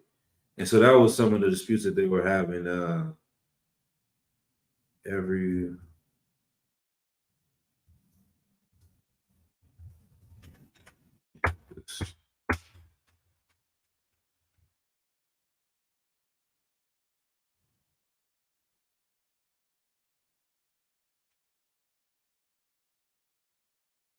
In Colossians.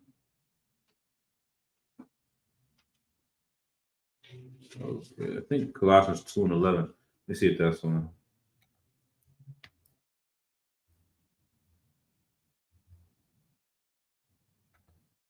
There's a few different ones.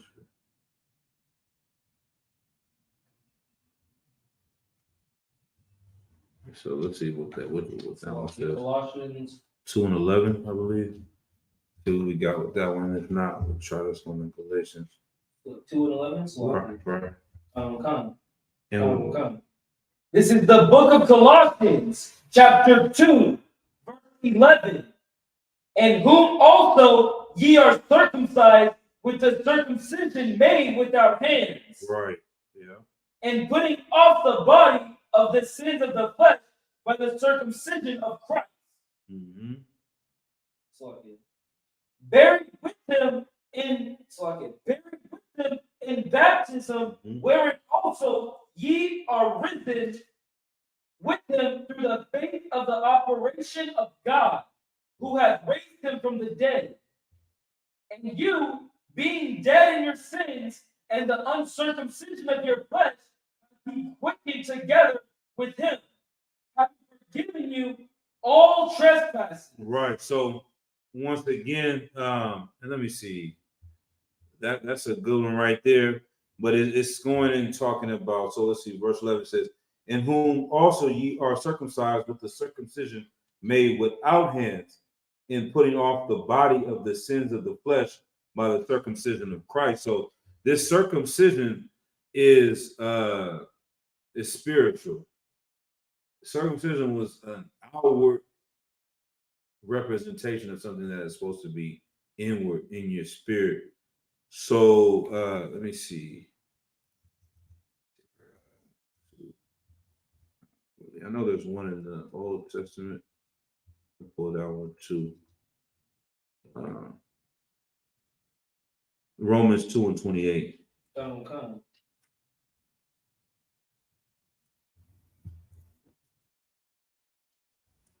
And that's where these things, it does sound like, you see what I mean? When you are in that letter, you're like, man, this brother's teaching against the law.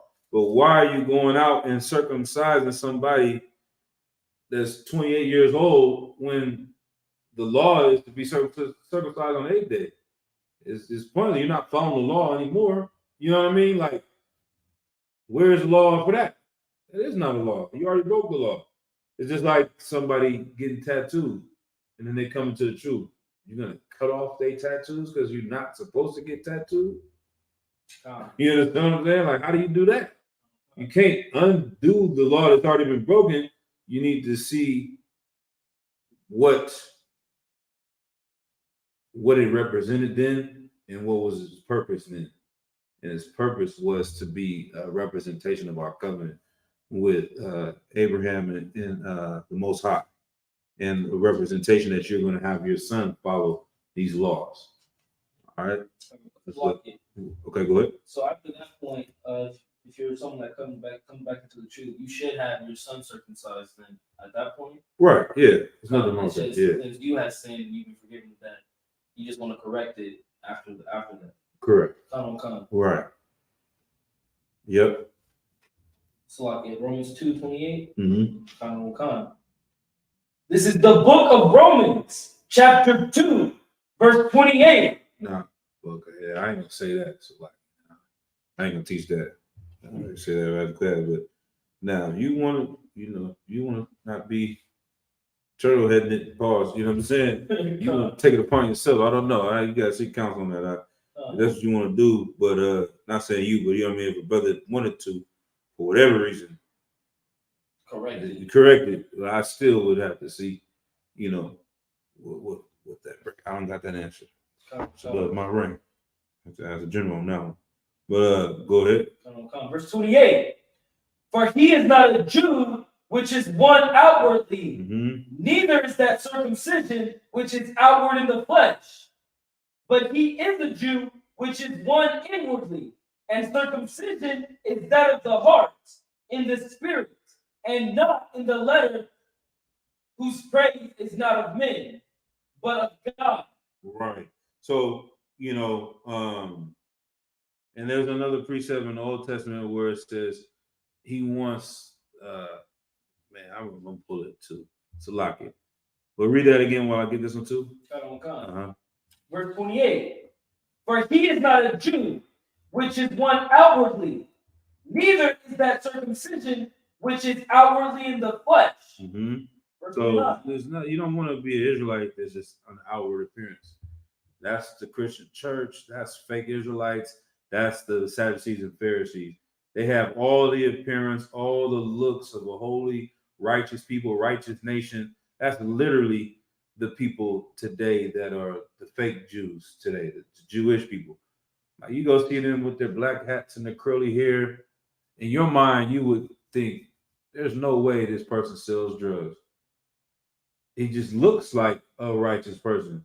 Does that come to your mind? Do you think, especially being in the world, when you see one of them, do you think this person sells heroin? It just doesn't even cross your mind. But you know they sell heroin, right? Now, being in the truth, yeah, they probably the biggest dope dealers to walk planet Earth. But they have this outward appearance that looks righteous, just like the Catholic Church. I wish we could find that old meme, brothers that made it in the school. They had the Catholic priests all lined up on the top of the picture, was split. And then they had on the bottom Captain Mawakwa and the Bar Ma, everybody black, wearing covers, looking rough, thugged out. And they're like, these are fake priests. These are the real priests. Go ahead. So I was gonna say, like what you just said, like in New York, in like the Orthodox neighborhoods, like I was watching something, they were talking about like that's the best place to get like illicit things that you're not supposed to, because police officers, they don't go and police those areas right the way that they should. Like you can get anything there. Right. Yeah, even watching one of the episodes of Power last year with Tommy, he went to Chicago. He had his branch off of that TV show Power. And one of the guys he was going in to sell dope or buy from or whatever was them guys, the curly hat, and they work at the little kosher shop and they selling bread and all that. But in the back, they buying cocaine and doing all that. And that's just facts. I've seen it, different documentaries and cats. Oh, I just got out of jail, and same thing, man. You're like, damn, yo. Even like you have to take that brainwashing out, even when you come into the truth. They used to always say that, like, I think Captain Zari used to say it in the classes a lot. He would tell people, hey, close your eyes. And when I say Jesus, what do you see? You in the truth, you know the oppressors of the devil. That image of white Jesus will still come up in your mind. And you got to work to get that brainwashing out, because they spent years and years and years of pushing that into your mind. So even myself, you know, like when I'm seeing this guy, I'm like, damn, this guy is really a drug dealer. And then now I have to realize, like, yeah, I should see him as a drug dealer first. Before he got to prove to me he's not a drug dealer. He got to prove to me he's not a child molester. He got to prove to me he's not a rapist or a murderer, as opposed to me being shocked that he is one. You know what I mean? And that's what we should see, because they have this outward appearance, but it's not adding up to what's really going on in the world. You know, so yeah. So we don't want to focus on that outward appearance, because that's how people get away with those things. That's how the Catholic Church is able to molest all these children, because the outward appearance is they got the little white tie and they look soft and they don't look like they look harmless, and people offer their children up to them to go and be with Father so and so because you trust him. He's a good guy. Look how he dresses. Look how he is. Look how he talks. Of course, he wouldn't do anything wrong. In reality, he's doing the most evil thing on planet Earth. All right. So, where we at? 29. Yep. But he is a Jew, which is one inwardly. Right. I think that's John, the first chapter, 1:47. Around there, it talks about Nathaniel, who was an Israelite indeed. It is one thing to be of the bloodline of Israel, but it's another thing to live as a true Israelite, as a true Jew, to do what the Lord wants you to be. All right, keep going. And circumcision is that of the heart, in the spirit, and not in the letter, whose praise is not of men, but of God. Right. And so let me see if I got that.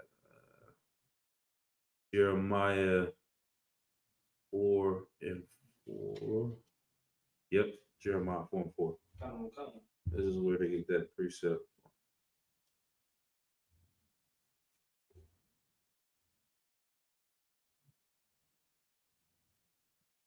Go ahead when you got it.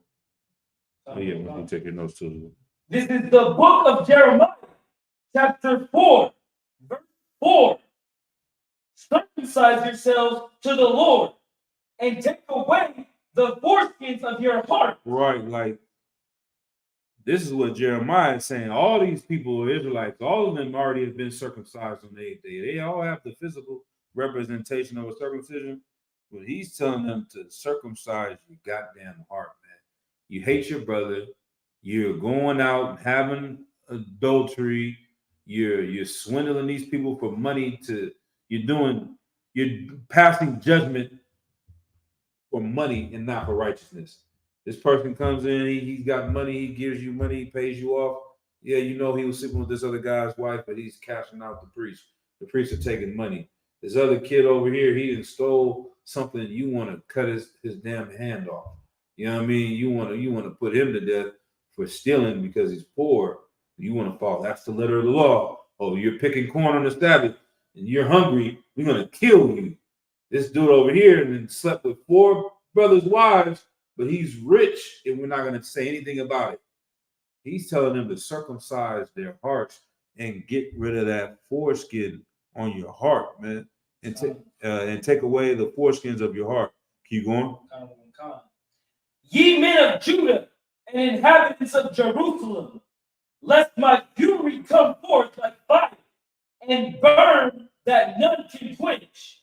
That none can quench it because of the evil of your doing. Right. And so once again, this makes me think, even on the way over here to class, I don't know how the heck I'm on Facebook, man, but there was a lot of traffic. I ended up looking at Facebook and there's some sister, she made a comment on another brother's post, and I looked further deep into what she was saying. And long story short, going down her timeline, she was like, she's a fake Israelite. She's like, you can't eat Hot Pockets because it has L-cysteine, dimethylene, some word, and you look into that, where does it come from? It comes from pig hair. And I'm like, okay. I put in her comments like, nah, pig hair is not unlawful. I just want to see, she might have said something back now. I just want to see, because she's out here teaching something that's not a law. She's adding to the law, and she feels so righteous and so better than everyone else in the world. But the weightier matters of the law, give me that one too. Give me Matthew 23 and 23. It's one of my favorite precepts. The weightier matters of the law, people don't want to worry about that. But all her life, she's going to sit there and become damn near schizophrenic. And that's what General Muhammad says, like, you become so superstitious, even with the laws of the Bible, that you're going out here and finding something that's been cooked down and boiled into this and turned into that. It's called a whole nother chemical. It's damn near not even that anymore. It's like we're all made of carbon, whatever. Like you can find certain things are in everything. What is the most? I think is carbon the most on the periodic table. Like carbon is number 1, right? Hydrogen is number 1, right? But one of them is like in damn near. Yeah, it's like that's everywhere. I was not good at chemistry. That was one of my weaknesses. But at some point, when you get to an elemental level, we are all the same. There's no difference between me and this table at some elemental. You understand what I mean? And so, go ahead. The tittles. What's that? Like the tittles, like the small things. Oh, 1.1 tittle, is that what you said? How do you mean that? It's like worrying about something that isn't unlawful, but it's like you're like, okay, it's close enough where I'm gonna make it unlawful. No, that's different. This is one where he said about to establish your own righteousness. I think that's wrong as it says more of that. Because Christ said not one jot nor one tittle. So everything in the law stands. But when people try to go and establish their righteousness, or they say over much righteous, that's the precepts that go with that. It's like they're trying to establish their own righteousness and saying things like when they said Christ and his men didn't wash their hands Con. before they eat. They tried to make that a law. That's not a law. You understand? It's a tradition. And is it cool? Yeah, maybe you should wash your hands. But don't teach it like it's a law. If you don't want to eat food that has pig hair in it, that's fine. But don't turn it into a law, because now you are putting people. That's the only reason why I said it was because people in the comments was like, "Oh wow, I didn't know that. Well, I shouldn't even be eating Hot Pockets anymore anyway." But she's teaching something like she's goddamn Moses. She really shouldn't be anyway. And then now you can redirect somebody's whole life, even though maybe Hot Pockets aren't the most healthiest thing.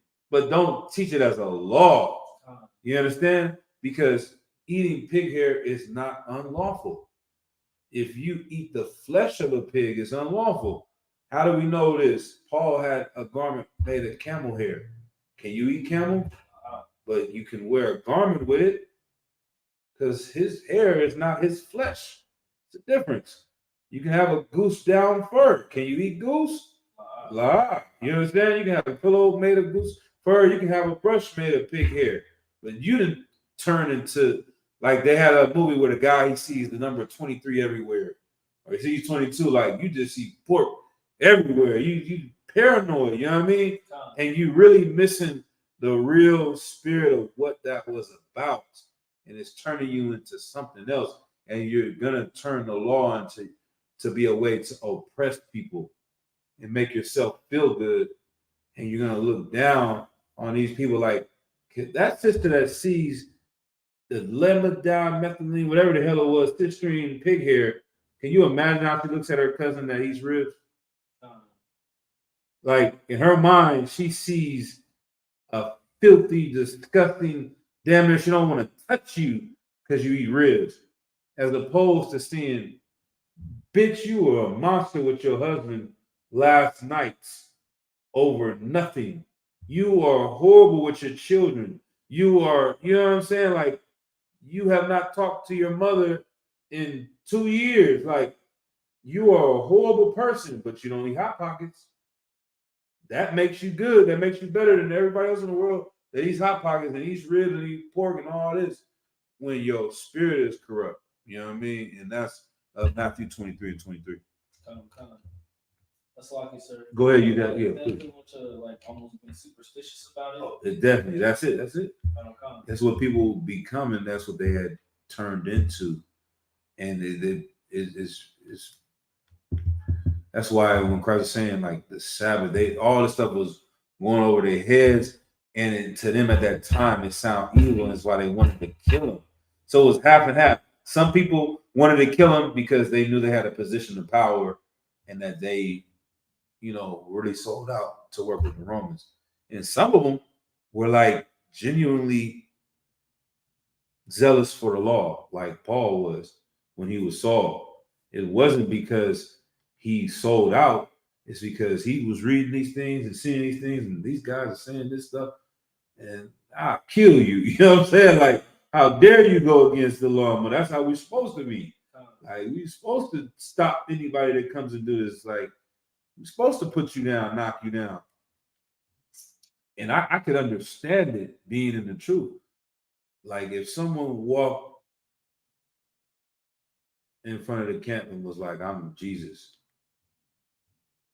he's like, nigga, I'll kill you. Like, you know what I'm saying? Like, if he really started trying to, you know, this dude is smoking weed. There's a dude that comes to our camp that actually says that. He says his name is Yaju or something like that. Comes to try to battle Captain Zara, don't even know where the revelations or difference between Deuteronomy or none of that. Like, he's smoking weed, got these women, and he's saying he's Christ. It's like, you love Christ so much, you would want to stop a man like that. You know what I mean? By any means necessary, but it's only because we follow Christ that we spare his life. You know what I mean? But that's how zealous they were for the law. And so we get it, we understand it. But once you get to that point, you're going to miss what the law was for. It was not to oppress people, it was to help people. But when you get it to that point, you're turning it as a way to hurt people. You're like, ooh, I can't wait. And that's the spirit of fake Israelites today in a lot of ways. and it explains that out with Nathaniel and IUIC, the roots of the second fake Israelite group he branched off to. So first he left to the house of David with Mashah, and after Mashah died, they came into something called the 12 tribes, and they said they used to only wear fringes, and it was so cool to hear it from someone else, even though we always teach it. And that's another thing, like, so One West is like, all right, I'm riding with it. Okay, this is what we say. And Captain Kadazar says, he's like, man, sometimes Muhammad will say something. He said, I don't even understand it, but I'm just count out of one count. And he said, and later on, and now I see it and understand it. It's like, okay, we beef with the cats with the fringes on their shirts, and we say, it's supposed to be only on a garment. I'm like, Most High, hey, man, we with that. These cats is weird. It looks weird on the shirt. I don't like it. I'm One West. I might be young in the truth. I don't quite understand it because the law does say you are supposed to wear fringes throughout your generations. But then when you see them explain it and then they verify what we teach, it's like, damn, this is the home of the truth. And they basically said that in the original school, they only wore fringes on their garments, their priestly garments. It wasn't something you did every day, but they wanted to separate themselves from everyone else. And that's what we always taught in the UPK. The people that wear fringes on their shirts, the reason why we go so hard at them is because that fringe on their shirt was the sign of their separation from the UPK. Them saying shalom to everyone else, when I used to watch all different fake Israelite groups, I think the first time I called in, I probably said shalom on the phone because I thought that was the majority of what I see. So I'm thinking this is the way it should be. The majority of the people have fringes on their shirts, so I tried to cut some fringes on my shirt. Then you come here, and this is the minority now. Now we're the ones that are not wearing fringes on our shirts. We're the ones that don't say shalom. So we're weird. But in reality, they're weird. They're just so many different branches that they look like the norm. So in the thing, and I think I saw you raise your hand too. Please don't forget what you wanted to say. But he basically said they wanted to separate themselves from everyone else, and that them putting the fringes on their shirts every day allowed them to not talk to people that didn't have fringes on their shirts. And they say, okay, you don't got fringes on your shirts. We're not the same. Look down on you. You're in the world. Won't have no parts to deal with you. And that's exactly the spirit of how they deal with you. They were like, where your fringes at? Where your fringes at? Whole time, this nigga was on Pornhub 8 hours a day last week. This nigga talking about where your goddamn fringes at. This nigga that slapped his wife, you understand, 2 days ago. Where your fringes at? This nigga can't stop smoking weed, but he don't see no fringes on you, no outward appearance. He feels superior to you and can check you and thinks he can check you about that. Sorry, do you remember your point? I was going to ask is, can you compare that to Jonah and how he was after God spared Nineveh? I think I'm with you. What do you mean? A little bit more. As in like where he was, even though the Ninevites were changing their ways, he was still waiting for God to destroy them. Right. Because he felt like, I'm not sure that's what I felt. I kind of see, like, you're saying that it's close. It's definitely in the lines of that spirit, meaning like Jonah, he didn't want to be wrong. It was a pride thing. And so he almost didn't care that the Lord was saving the people. Yeah, that's the spirit of the Sadducees and Pharisees had in a lot of ways. They didn't want to save people's lives. They'd rather harm somebody's life.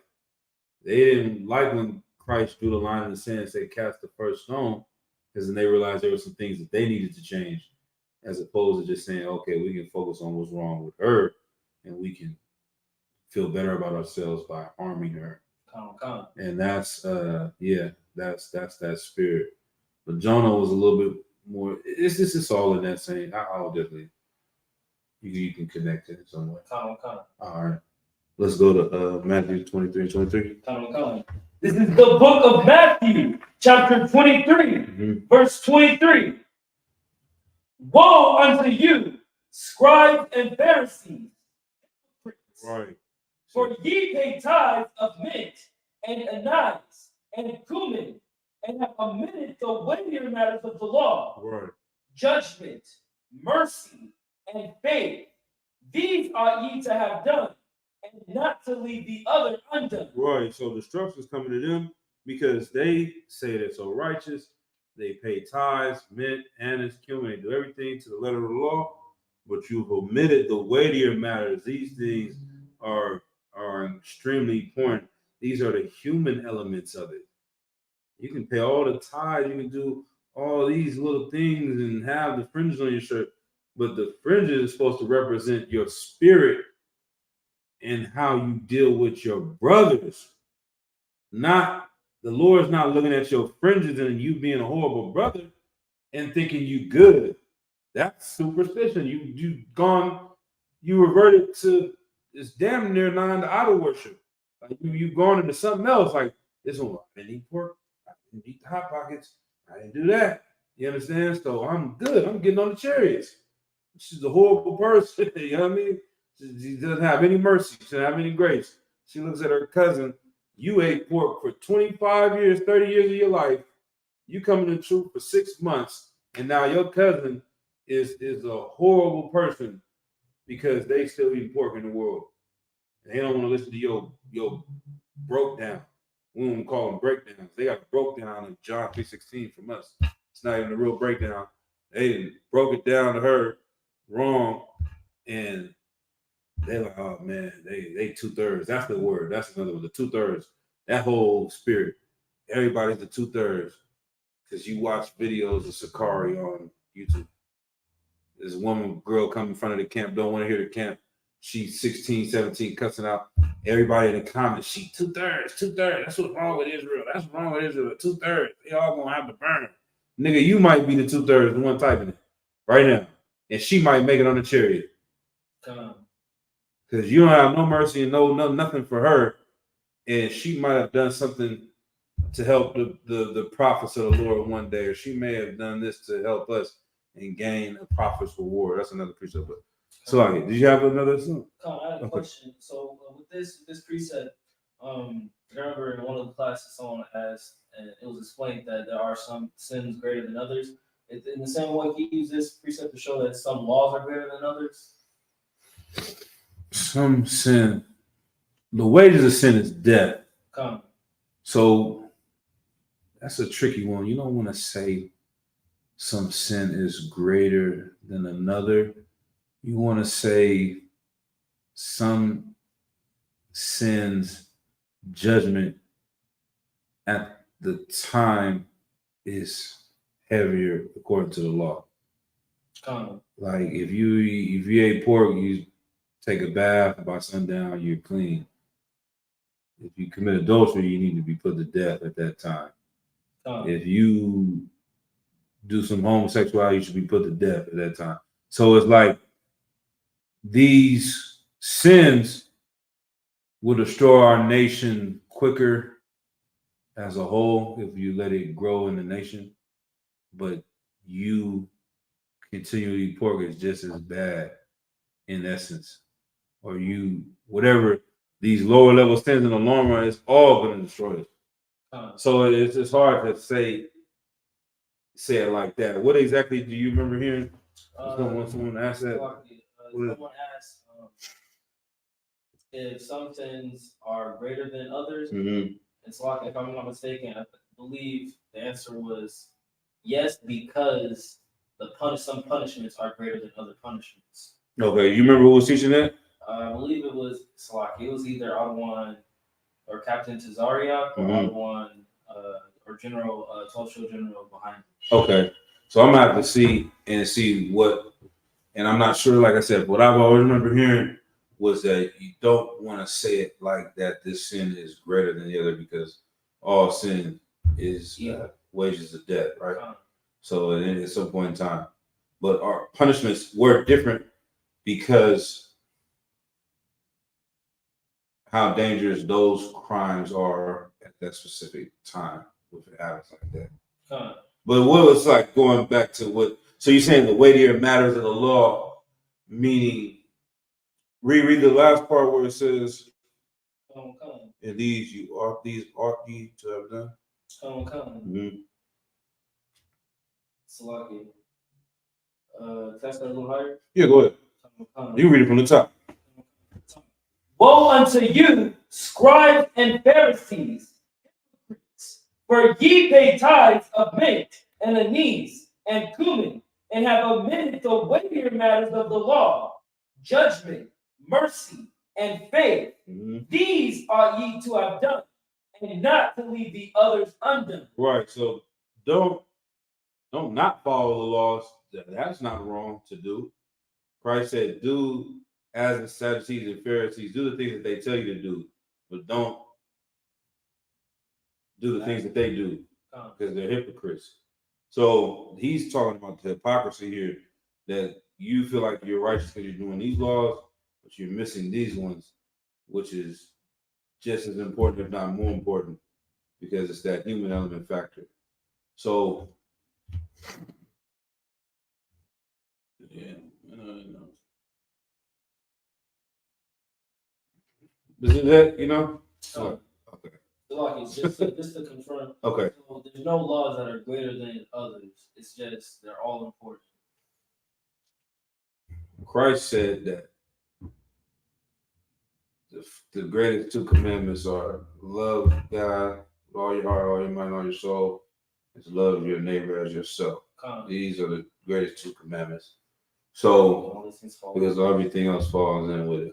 So it's kind of, that's the spirit you want to read this in.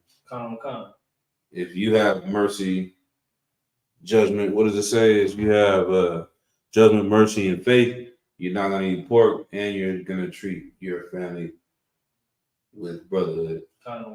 You know what I mean? But if you just focus on not eating pork, you can do that and not have any brotherhood. So just getting in priority.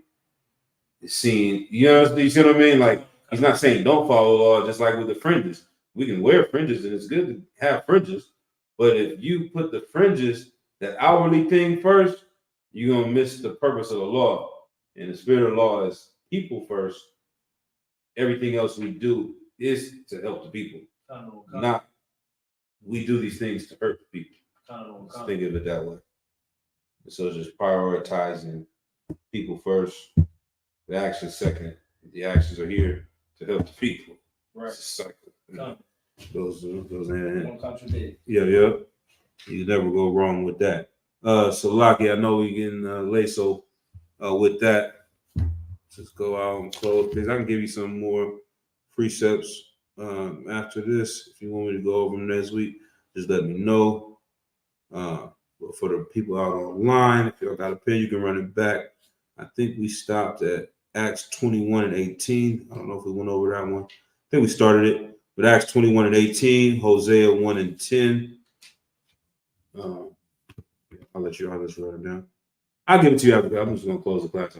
I'm just reading quick for them. So Acts 21, 18, Hosea 1 and 10, Romans 9 and 25, Acts 15 and 4, Amos 9 and 9, Ephesians 2 and 11, Acts 13 and 26, and Isaiah 14 and 1.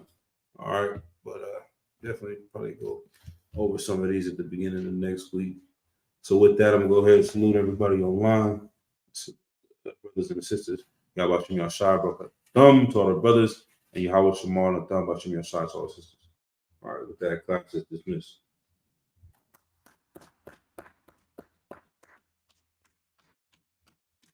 Most High in Christ, sir.